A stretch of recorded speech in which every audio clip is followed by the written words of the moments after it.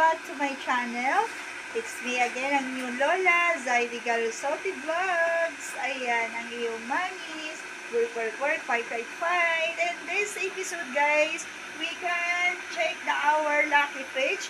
Paano may bibigay niya, magluluto tayo ng simple, humble lunch. Ayan, kung mag-aala Chinese ba tayo, mag-aala Vietnam ba tayo, kung anong klaseng dishes na maiisip po natin na natikman na natin sa iba't ibang panig ng bansa. Ayan. So, we can knock our fridge. Knock.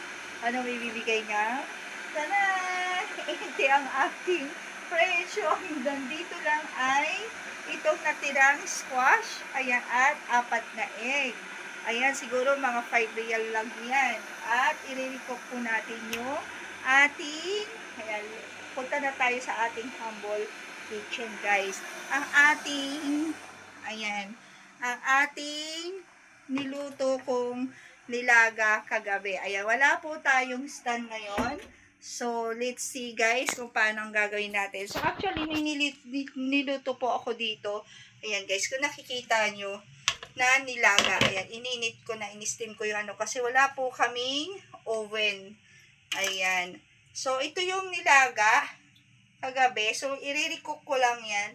Dadagdagan ko lang ng sabaw, guys. So, tara na. Let's go, guys. Let's na. Magluto na po tayo. Ito na yung ating niluto. Ayan, kagabi. Ito yung pinakuloan ko kagabi. So, actually, natikman na namin to. This is a nilaga. Ayan. So, lagyan na po natin. May patatas na yung kagabi, may repolyo. So, nirecook ko lang po, ilagay na lang po natin itong mga sabog. Ito lang kasi ang nasa fridge. So, magsabaw po tayo ngayon. At the same time, mag-isa tayo ng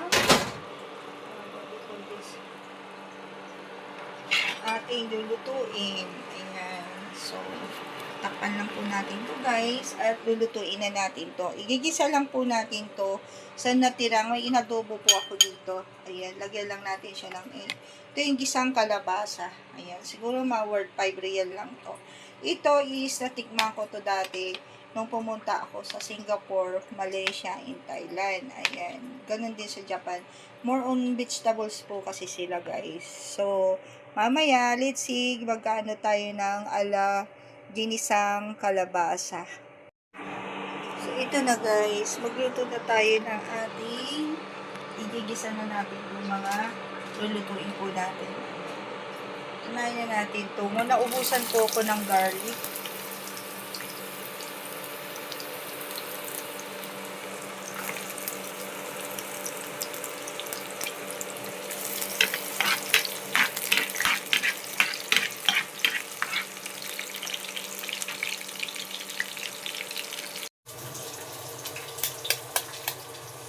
Lagyan natin ng 4 na egg.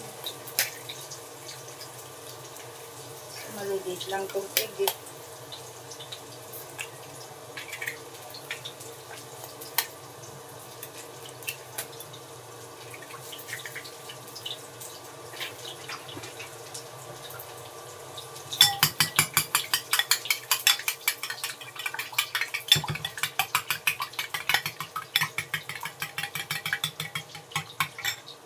Then, tulog na po natin ang ating kalabasa.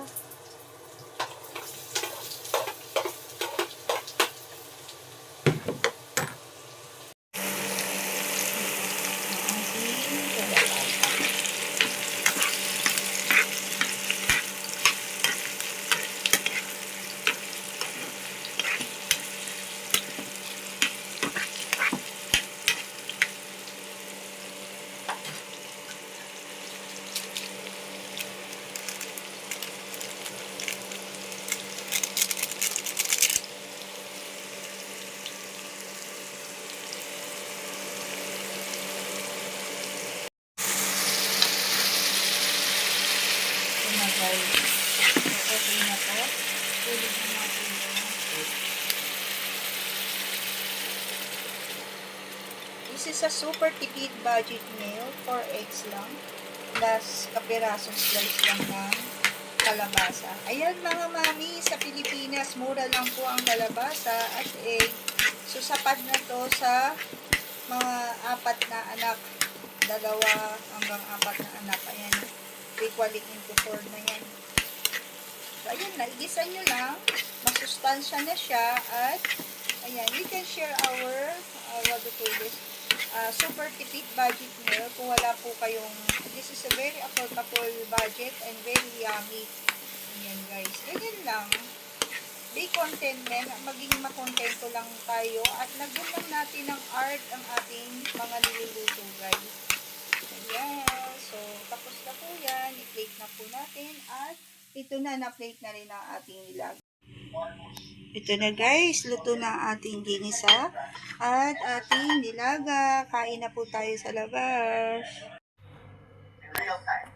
Ito na ang ating niluto guys. So, tikman na po natin. Ayan, ang ating niluto.